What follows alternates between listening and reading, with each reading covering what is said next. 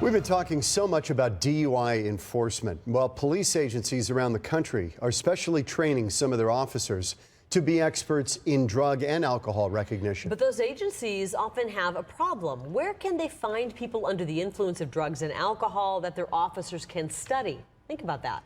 That's where the Maricopa County Jail comes in, and Troy Hayden is live with what's going on there. Finding some guinea pigs down there, huh? Yeah, a lot of them in the jail. A lot, drug and alcohol related arrests are happening there. So how does a new DUI officer recognize if somebody is drunk, which is probably fairly easy, but how about prescription drugs or meth or heroin?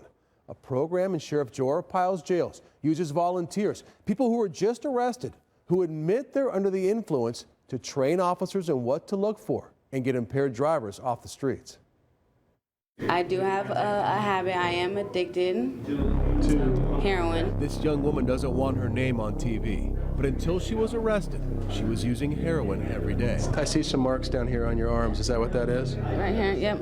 These are where I most recently inject, as far as, today and yesterday and, a couple of days prior. And instead of denying her heroin use, she's admitting it. And not just to us, to more than a dozen police officers, along with every other inmate you see being tested here. Just keep your head still, okay? In exchange for a meal and some time out of a holding cell, they're actually telling police officers about the illegal drugs they are still on. Maybe like a gram or so far. Why? It's a program run by the Maricopa County Sheriff's Office, using actual drug abusers who have just been arrested and are still under the influence, to show officers from around the country how to recognize the signs of impairment. Are you on something? I drank last night, smoked a little weed. I mean, nothing too serious, but it's stuff that they need to learn, so anything I can do to help. This young man was picked up as part of an ecstasy dealing ring. Officers who are being trained... When's the last time you rolled? Months ago. They aren't told the drugs he's been using. They have to figure it out, and they use a slew of tests. Here, measuring the size of his pupils, first in full light, then in low light. Inmates also try to walk straight lines. Lean your head back and close your eyes.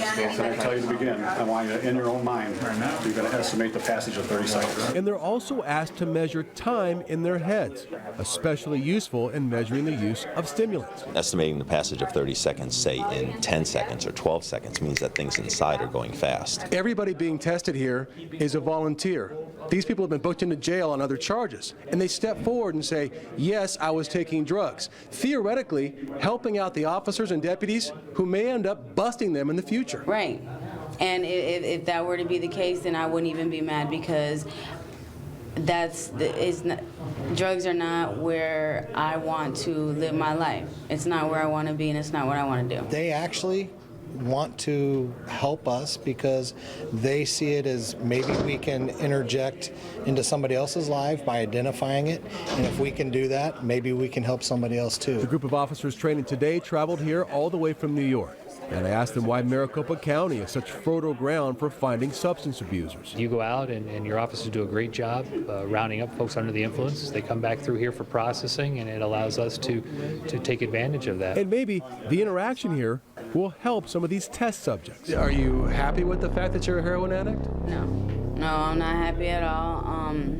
I'm actually kind of glad that today I am here, because when I get out, I am going to go to rehab to get better, because this is not how I want to live my life at all. And you hope that they do get some of that help. All the volunteers are pulled from the jail intake. They're given numbers, so no names are used, and they don't face any additional charges, even though they're admitting to being under the influence sometimes of illegal drugs. The program has trained hundreds of officers from all over the country and is considered a big success. Reporting live, Troy Hayden, Fox 10 News.